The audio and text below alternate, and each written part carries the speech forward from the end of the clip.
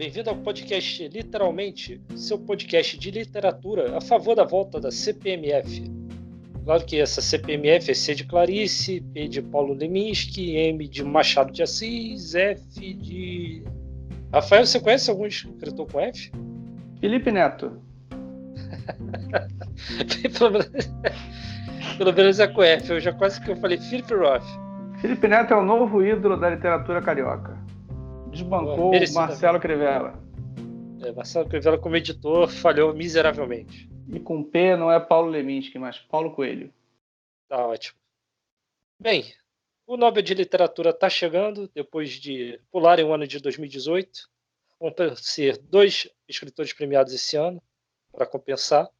Uhum. E a gente resolveu falar sobre Prêmio Nobel nesse episódio. Rafael, está preparado? Estou preparado. Já estou com uma lista aqui gigantesca. Trago pitacos, Gabriel. Vou explicar mais ou menos aqui como a gente vai fazer. A gente separou uma lista de brasileiros que deveriam ter vencido, vivos ou mortos, de estrangeiros que também ficaram de fora e os nossas apostas para esse ano. Quem começa? Você pode começar. Vou começar então. Bom, dos brasileiros, eu separei que poderiam ter vencido Machado de Assis, Jorge Amado, Ariano Suassuna, Mário de Andrade, Nelson Rodrigues e dos vivos, Chico Buarque. Vou explicar rapidinho as escolhas. Machado de Assis, obviamente, maior autor brasileiro, morreu logo depois do início do Prêmio Nobel, que foi de 1901, mas tem uma obra inegável. Jorge Amado tem uma literatura imensa também, com clássicos como Tieta, Gabriela, Mar Morto, Capitães de Areia. Ariano Suassuna é meu autor brasileiro preferido, então por isso que ele está na lista, não preciso dar muita explicação. Mário de Andrade, autor de Macunaíma e Amar, Verbo Intransitivo, entre outros livros. Não gosto tanto dele assim, mas reconheço a importância dele no movimento modernista, como crítico de arte, enfim, em geral, a carreira dele artística é muito importante. Nelson Rodrigues, a importância dele para o teatro brasileiro é inegável. Acho que faltou um pouco de limite ali nos lançamentos dele. Tem muita coisa, é meio Rolling Stones, mas tem muita coisa muito boa, então acho que merece estar na lista. E o Chico Buarque é meio que na onda do Bob Dylan, que se o Bob Dylan merece, o Chico Buarque também merece. Não sei com quem que você discorda ou concorda, Gabriel. Bem, Rafael, concordo. Acho que eu concordo com quase todos os seus comentários, embora Machado, com certeza, o que atrapalhou ele foi que literatura brasileira em 1901 dificilmente seria traduzida para inglês, francês, enfim. Exato.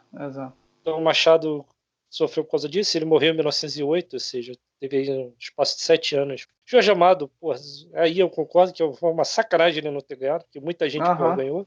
Sim. Ariano, igualmente, Ariano tem uma obra incrível, vasta. Uma obra difícil de traduzir também, né?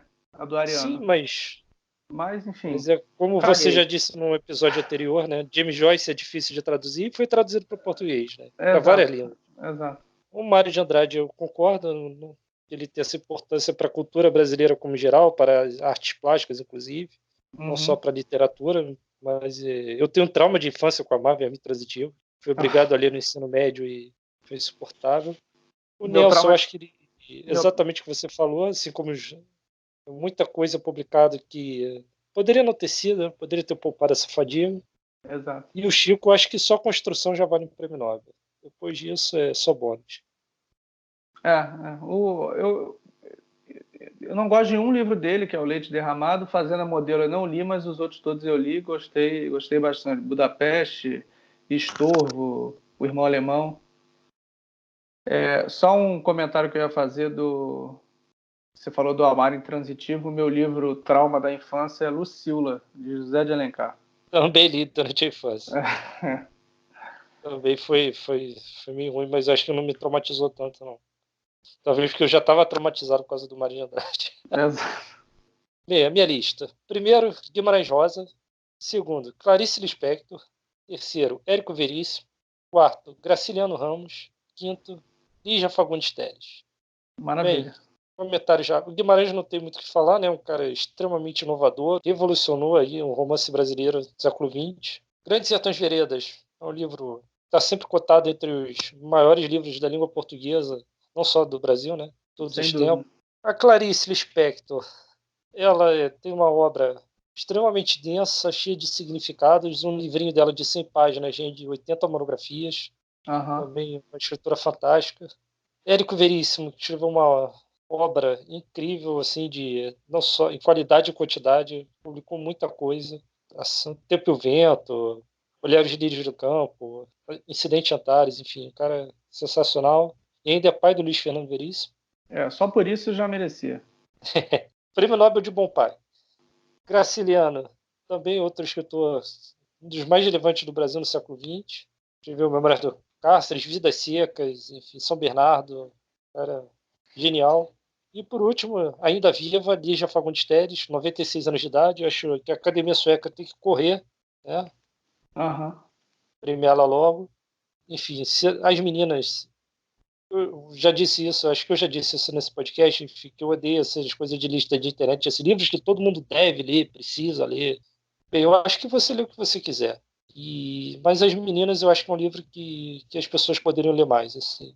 Um livro aparentemente inocente, mas cheio de sutilezas, assim, cheio de coisas nas entrelinhas. Então eu acho ótimo. Assim.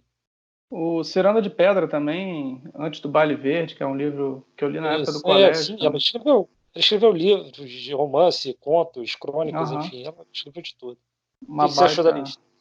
Concordo com tudo. O Érico Veríssimo, Ana Terra, é um dos meus livros favoritos, que na verdade é um pedaço ali do. Agora eu não lembro se de O Tempo e o Vento ou do Continente, mas enfim. Busca por Ana Terra que você vai achar esse trecho, que é um livro separado. Graciliano Ramos também, São Bernardo, é um dos meus livros favoritos, sem dúvida. Então, não tem muito o que discordar. Eu deixei um autor de fora, Gabriel, dessa lista, que é um dos meus autores preferidos vivos, né, do Brasil, que é o Rodan Assar. Mas, assim, a gente tem que reconhecer que a obra do Raduan Assar é uma obra muito pequena para um Nobel, né? Tem, Sim, acho que também. 400 páginas, embora sejam 400 páginas de talvez o máximo que a literatura pode fazer, porque ele é espetacular, mas para ganhar um prêmio desse tamanho realmente fica difícil. Certo. Agora, Rafael, só para falar aí do Érico Veríssimo, o Ana Terra faz parte do continente, que faz parte do Tempo e Vento. Do Tempo e o Vento, então é isso, é isso. Agora, próxima lista. Próxima lista dos gringos. Escritores estrangeiros que poderiam ter ganhado o Nobel e não ganharam. A Isso. academia deu Pode, mole. pode começar agora. Bem, minha lista. Em primeiro lugar, Jorge Luiz Borges, que eu vou poupar vocês no meu espanhol, então vou falar Jorge Luiz mesmo. Segundo lugar, George Orwell. Terceiro lugar, Fernando Pessoa. Quarto lugar, Uhum. Ítalo Calvino. Quinto, James Joyce. Boa. Bem, justificando aqui um pouco. Borges, acho que não tem muito o que falar, né? Um Não. contista incrível, acho que o maior contista de todos os tempos. Escreve ficções, o Aleph, enfim, são livros fantásticos. O Livro de Areia também é um dos meus contos. Acho que é o meu conto preferido de toda a vida, é o Livro de Areia. O meu é O Cativo, que é do Borges também, que é espetacular. Também acho. Bem, George Orwell, famosíssimo aí por 1984 e Revolução dos Bichos, e escreveu também vários outros livros interessantes, como Da Pior em Paris e em Londres, um relato Uhum. sensacional. É o relato de um fudido, né? É. O gênio na pobreza. Fernando Pessoa, eu tenho que falar, né? Um cara que não cabia dentro de si, porra, mais de 100 pseudônimos aí para poder abarcar todas as ideias dele, tudo que ele pensava, todos os estilos que ele era capaz de produzir, enfim, E genial. como tradutor, crítico de arte, crítico literário, Você tem uma visitou a obra casa de tudo. do Pessoa lá no Rato, Rafael? Sim, sim, tive lá já, tive lá uma vez. Aliás, Achei bem bacana. uma dica cultural para quem vier a Portugal, se você vou dar a dica, mas não sei se isso funciona ainda, mas eu sei que se você for na casa do Saramago, você paga só €1 na casa do Fernando Pessoa. Se eu E estiver errado, me vice-versa, que eu corrijam. fiz o E vice-versa. vice-versa, e vice-versa. Eu fui primeiro na do Pessoa e depois no do Saramago e paguei €1 só no ingresso na outra. É. Quarto nome, Italo Calvino, um escritor italiano que escreveu Cidades Invisíveis, enfim, escreveu... Só por Cidades Invisíveis já... Não, e o livro que eu acho dele genial é Um Viajante na Noite de Inverno, que ele começa... O livro é um livro de começos, né? Ele começa, depois começa outro, depois começa outro, depois começa outro, enfim. Exato. Cada um no estilo, cada um de um jeito, cada história indo para um caminho, coisa genial, assim. Bem, o quinto nome da lista, Rafael, James Joyce, escritor irlandês, que escreveu Retrato do Artista quando jovem, escreveu Dublinenses, escreveu também um livro que é considerado por muito o maior romance do século XX, que é Ulisses. É um livro experimental, dividido em 18 episódios, baseado na Odisseia, que é um troço extremamente complexo. Que se passa em um dia, né? Isso, se passa em um dia aqui. Deixa eu ver aqui qual o dia. É em junho, eu acho. 16 de junho. 16. E aí, então... inclusive, as pessoas se reúnem 16 de junho para celebrar o livro, né? Celebrar a obra. Eu não li, nunca li. Já comecei, mas nunca terminei. Deu mole porque o último episódio, que é da esposa do Bloom, né? É um monólogo dela. É o melhor capítulo de todos, assim, o livro. Sensacional. Tem tempo ainda. Você tem tempo. E os seus nomes? Bom, os meus são os seguintes. Júlio Cortázar, também vou falar com meu sotaque português, do Brasil. Philip Roth, Martha Gellhorn, Sofia de Mello, Brainer Anderson, Marcel Proust e Virginia Woolf. Não sei se você discorda de alguém. Imagino que não. A Martha Gellhorn eu não conheço. Não conhece? Então, eu coloquei, assim como eu coloquei o Chico Buarque, eu coloquei a Martha Gellhorn, que era uma principal jornalista de guerra do século XX, cobriu dezenas de conflitos e foi amante do Hemingway. E eu não sei se ela foi amante dele ou se ela foi mulher dele, agora não me recordo exatamente, mas é uma baita jornalista. Então, na onda da Svetlana Alexievich, que é uma jornalista também que ganhou recentemente, eu coloquei ela, acho que era um nome merecido de ganhar. Vou explicar aqui mais ou menos o porquê. Júlio Cortázar, talvez ao lado do Borges, o maior contista sul-americano de todos os tempos, não só sul-americano, né? Mundial. Philip Roth também, uma obra irreparável de mais de 20 livros e várias séries. Escreveu A Mancha Humana, Pastoral Americana, já ganhou o Pulitzer, já ganhou tudo. Morreu ano passado sem ganhar o Nobel. Sofia de Mello Brainer Anderson é uma poeta portuguesa. A obra completa dela também é espetacular. Ela lançou vários livros de poema. E ela, se não me engano, é mãe do Miguel de Souza Tavares. Sério? Escreveu Equador, No Teu Deserto, que é um escritor... Ele é mais... As pessoas gostam mais dele no Brasil do que aqui em Portugal. Aqui em Portugal, ele é um comentarista político. Acho que eu já até falei disso já aqui. Falou sobre isso.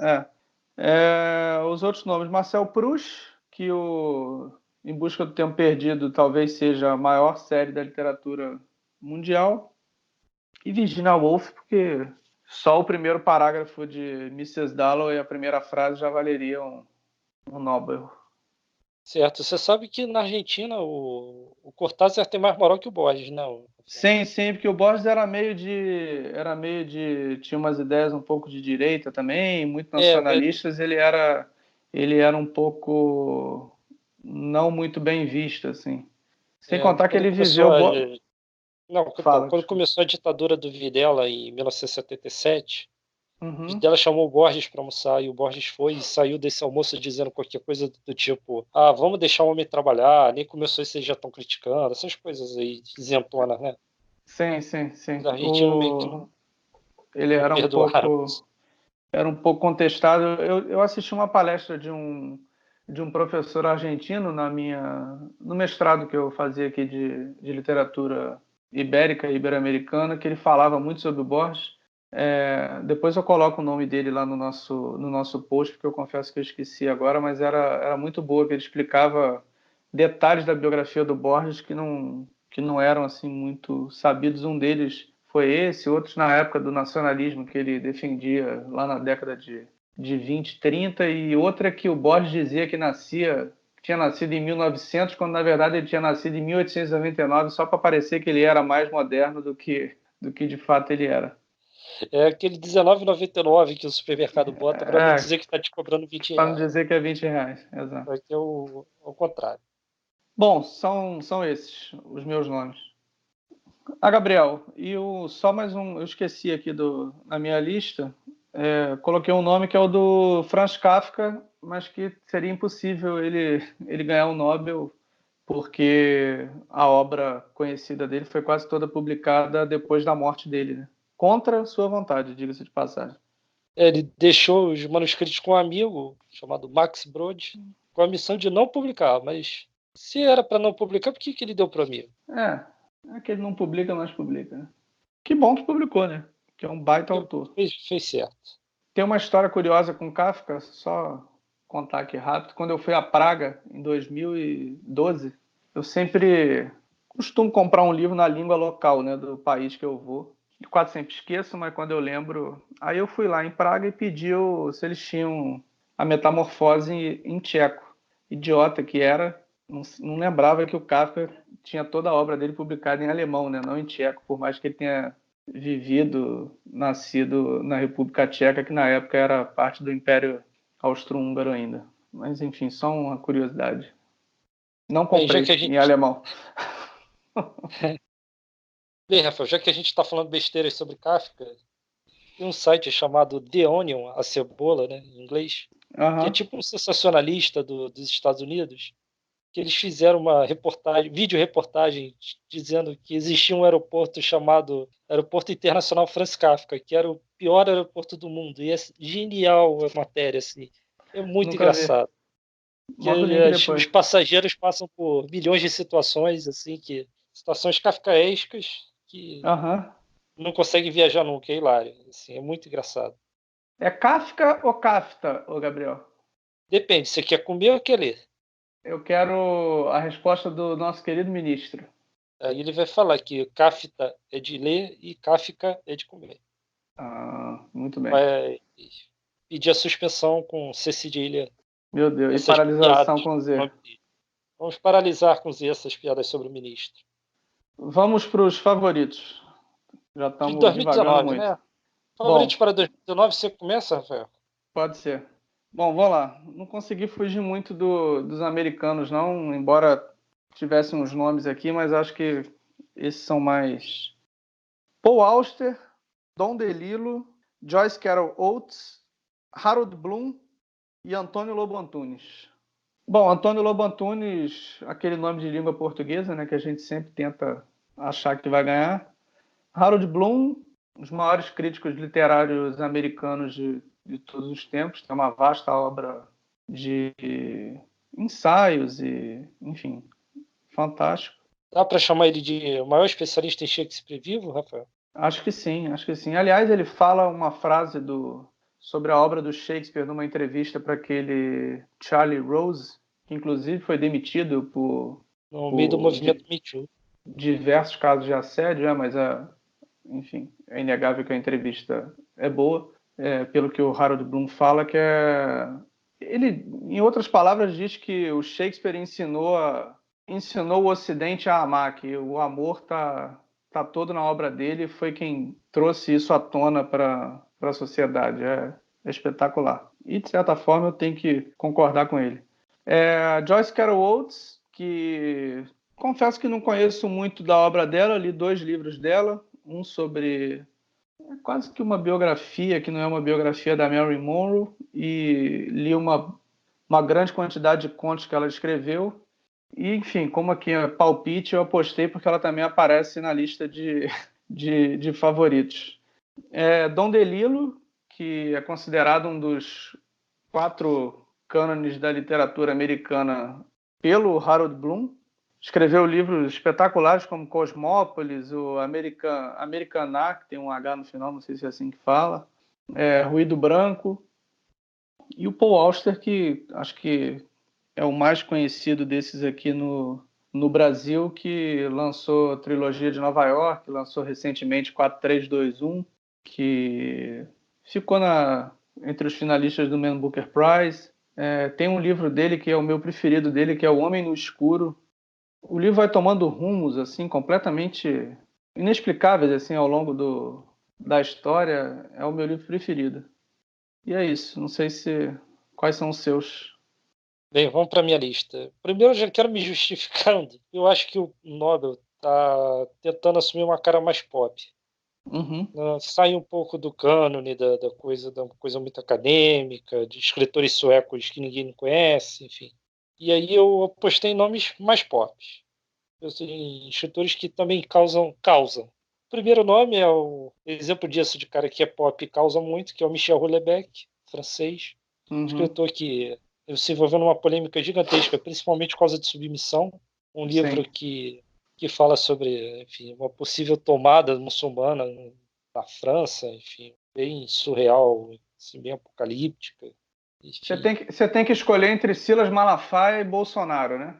Que basicamente é isso é o deputado extremista muçulmano e a Le Pen. A galera escolhe o Silas Malafaia. Resumindo, é isso. Segundo nome na lista, Ian McEwan, ou Ian McEwan, ou Ian McEwan, como você preferir falar. Ian McEwan. McEwan, que é inglês, né? Bem, ele já é cavaleiro da Rainha Elizabeth. Não sei se ele precisa ganhar um Nobel, Coisa mas é um patética. escritor Monarquia que tem que tem. acabar. Pois é, falta um Robespierre na Inglaterra. Ele escreveu grandes livros assim que eu acho sensacionais, como Amsterdã, Reparação, e também escreveu Reparação é muito bom. livros que eu considero bem fraquinhos, como Sábado ou Solar, enfim, que não precisava ter publicado. Sim. Mas é um cara que publica muito, está sempre na lista de mais vendidos e, enfim, é um escritor bastante relevante. Terceiro nome, Margaret Atwood, andava meio esquecida assim, né? Mas é outra escritora que também tem uma obra gigantesca e está muito em evidência por causa da adaptação do Conto da Aia, né? Então, Sim, sim. Que é um livro de 85, né? A gente até falou isso no podcast passado. O livro já tem pois mais de é, 30 anos. mas voltou com força, até por tudo que está acontecendo na política mundial. Uhum. Meu quarto nome, mais uma vez eu vou ter que pedir que as pessoas perdoem a minha pronúncia, Ngugi wa Thiong'o. É um escritor queniano, já teve obra traduzida aqui para o português como Um Grão de Trigo. Que é muito E bom. eu apostei mais pelo lado político. Eu acho que eles podem aproveitar que tem dois prêmios ao mesmo tempo e premiar um escritor africano. E eu acho que ele é o grande nome. No meu pequeno conhecimento, eu não sou um grande conhecedor, infelizmente, da literatura africana. Eu queria ter lido mais, mas até o acesso é difícil aqui no Brasil. Tem poucos, né, traduzidos. E está melhorando, mas está melhorando. Já melhorou muito. Ah, aquela Scholastic Mukasonga é muito boa também, que a gente falou no episódio do Memórias da Plantação, que é de Ruanda. Acho que ela mora na França agora, mas é de Ruanda. Também seria uma boa aposta. Mas você não escolheu ela, Rafael. Não. Só estou citando como um exemplo de literatura africana que chegou até o Brasil. Bem, Rafael, meu último nome, como é um escritor que escreve em português, como a gente tinha combinado de escolher um, é o Mia Couto, moçambicano, que Não sei. na minha modesta opinião, dentre os escritores vivos que escrevem em português, ele é o melhor. Sou muito fã, Terra Sonâmbula, acho que é um dos livros que eu tentaria salvar de um incêndio aqui na minha casa, ter essas coisas, né? Se tivesse pegando fogo, o que você faria? O Terra Sonâmbula, sem dúvida, é o melhor dele. Era o livro que eu arriscaria minha vida para salvar e Muito comparado com o Guimarães Rosa, né, Gabriel? que ele tem essa pegada do regional ali, né, de Moçambique, de trazer para o livro palavras e o jeito de falar das pessoas de Moçambique. Sim, muitos neologismos e histórias fantásticas, excelente. Genial. Mas acho difícil. Eu também acho difícil qualquer escritor que escreva português ganhar tão cedo. Bom, é isso então, né? É isso, Rafael. Esses foram os nossos pitacos sobre o Prêmio Nobel. Knausgaard, Você sabe não? data?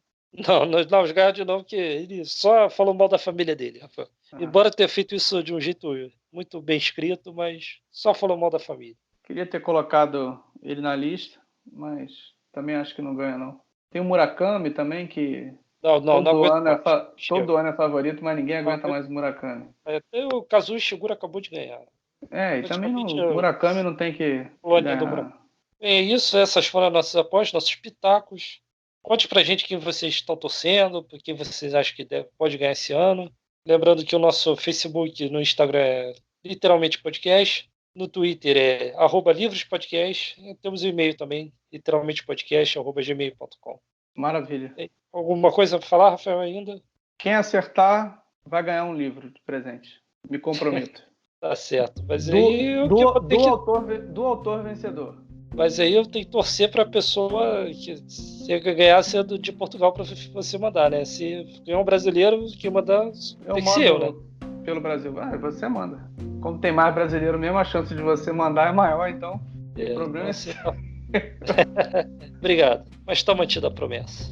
Então, beleza. Valeu, um abraço. Então. Até a próxima. Abraço.